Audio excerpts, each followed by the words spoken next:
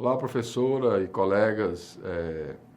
Estou aqui gravando esse material para fazer parte aí do processo, nosso processo educativo, né? Composição desse nosso encontro de hoje. Infelizmente, eu não pude estar presente por algumas questões pessoais, mas eu estou enviando esse material, que é a minha contribuição a respeito desse artigo. Então, a parte que me coube foi falar um pouco desse artigo, os 30 anos do Sistema Único de Saúde, uma transição necessária, mas insuficiente, que é um trabalho produzido pela Lígia Bahia, publicado no ano de 2018. Então, o que ela traz como informação é que, na verdade, o SUS, o Sistema Único de Saúde, ele se compõe num sistema que também se traduz numa expressão social, né? E dentro de um movimento de redemocratização do país, o SUS, o Sistema Único de Saúde, ele surge também nesse processo, mas a autora questiona se houve realmente uma democratização da saúde em si. Ela reconhece os avanços que aconteceram no campo da saúde, também cita algumas macro-influências em nível internacional, em outros campos, em outras áreas além da saúde, e tudo isso só confirma a natureza democrática do Sistema Único de Saúde, que dentro do seu contexto, do seu esboço geral, ele amplia, não é, como ela mesma fala, aos serviços de atenção pública, mas também abre para o sistema privado de saúde a possibilidade de atuação. Então, inclusive, ela contesta aí, será que o SUS é realmente um sistema único? Né? Será que ele é realmente universal? Ela fala isso, sobretudo, na questão da expansão das empresas privadas no campo assistencial, dos planos de saúde, que isso, de certa forma, alterou um pouco, não é, a posição do tabuleiro, as peças desse jogo, sobretudo no que a gente vive esse momento, que é um momento relacionado ao capitalismo financeiro, né, que é onde os valores financeiros, os valores pecuniários norteiam o dinheiro, né, norteia as relações, os valores das nossas sociedades. Logo após esse período de introdução do artigo, ele fala um pouco sobre alguns equívocos e interpretações que acontecem a respeito do SUS. Não é? Ela, inclusive, traz dizendo que o SUS não é um sistema que funciona só eminentemente de forma estatal, e o setor suplementar também não é só privado. Em termos gerais, o que ela fala é que há alguma obscuridade nessa relação de financiamento do SUS, muito por conta da sua própria legislação, e até uma parte do texto que ela diz assim, né, que há informações sobre a produção de serviços ambulatoriais e hospitalares disponíveis, informações sobre o SUS, mas são incompletas, né, porque elas não incluem atividades remuneradas pelas empresas de plano de saúde e uso, né, mediante o desembolso direto. E ainda a subnotificação, deixam de registrar aquelas que são derivadas de arranjos locais, de estados e municípios, que não formalizam muitas vezes essa contratação de serviços privados.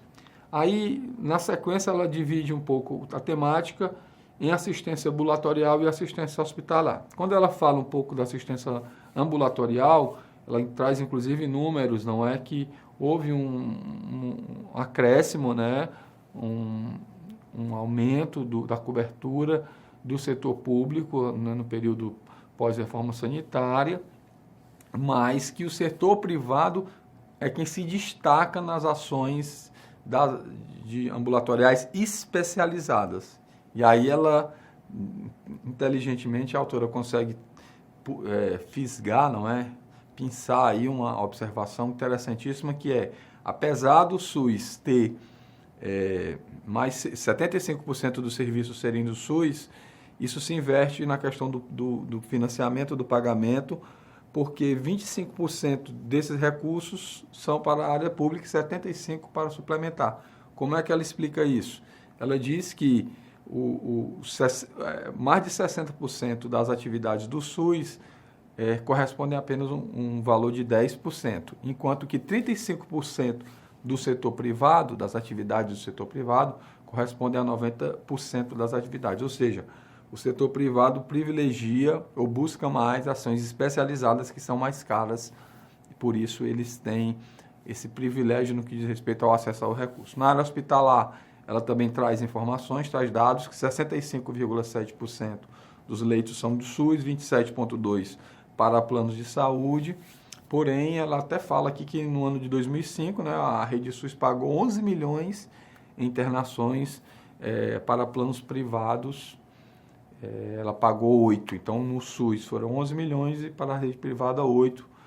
Mas, em compensação, a internação do SUS, o custo diário seria de 1,3 mil, enquanto que para planos isso chega até a R$ 6.500. Então, são preços díspares para serviços de saúde que não são meros decalques da desigualdade, né? Isso trata-se de uma estratificação realmente complexa que envolve, segundo a própria autora, médicos, professores de universidades públicas, subsídios públicos, demanda e oferta, políticas públicas, enfim, uma série de diversas outras atividades, tá?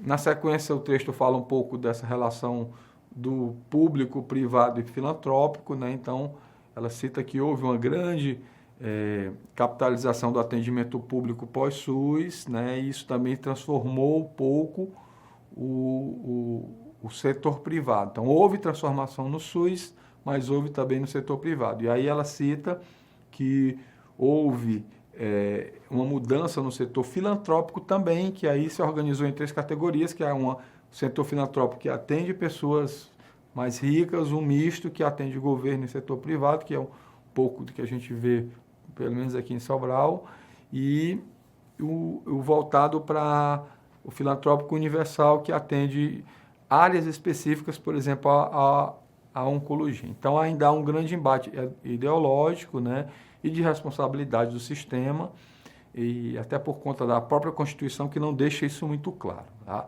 E aí ele fala que a representação objetiva de grupos de pressão, de opiniões de agenda, como agentes comunitários, médicos de família, diversas outras entidades, público e filantrópico, inclusive as OS, tem recebido pouca atenção de pesquisadores. Então, ela coloca até essa questão no ar. Outros interesses, alianças e conflitos, né, são trazidos aí pela autora, que ela fala dos embates nas esferas formais e informais, né, do desenvolvimento de projetos individuais e coletivos e também dos constantes ataques e investidas contra princípios básicos do SUS nos últimos anos, né? Então, ela até cita o Conselho de Direito Econômico, o CAD, que avaliou o SUS recentemente como um projeto fracassado e relativamente insignificante. Ela cita aqui recursos do BNDES, a maior parte na área da saúde são voltados para hospitais filantrópicos e privados, ou seja, 57% de recursos da área da saúde do BNDES vão para esses fins, né? Então, o próprio BNDES, a Caixa e o Banco do Brasil possuem linhas específicas de crédito para as instituições hospitalares, filantrópicas e privadas, e aí continua esse embate na questão público-privada em nosso país, sendo inclusive pauta constante do Poder Legislativo Federal, né? Então, na esfera legislativa ainda há muitos posicionamentos e discursos de deputados, né? Tanto discordando quanto concordando, discordante dos princípios do SUS. A saúde também tem sido tema de debate da agenda do Poder Judiciário, e aí a autora destaca que há uma grande movimentação de empresas e grupos empresariais, e isso tem sido permanente nessa disputa. Aí na parte política ela fala um pouco da questão do centro-esquerda, do ceticismo e do pragmatismo do centrão, e essas repercussões no SUS. Então, a autora fala que esses discursos partidários, políticos partidários de definição de centro, direita e esquerda, se modificaram também com o tempo. Então, na época da Constituição Federal, havia uma clara definição quem que era direita e quem que era esquerda. a própria imprensa, né, ela cita alguns trechos de recortes da imprensa, se posicionava contra a universalização da saúde, não é? E a gente sabe que houve muitas interferências no decorrer desses anos de interferências políticas em posicionamentos técnicos, sobretudo após a era Lula, onde ela cita que muitas vezes o Lula e a própria Dilma tentavam indicar técnicos para ocuparem cargos no Ministério da Saúde, mas havia muita pressão para que esses técnicos não fizessem as mudanças devidas. Em considerações finais, ela fala dos benefícios da redemocratização do Brasil, reconhece os avanços da saúde, mas fala também que ao longo desses 30 anos de SUS não houve uma coalizão política, uma alternativa estável ou capaz de estabelecer regras ou de reger essa disputa política, né? Houve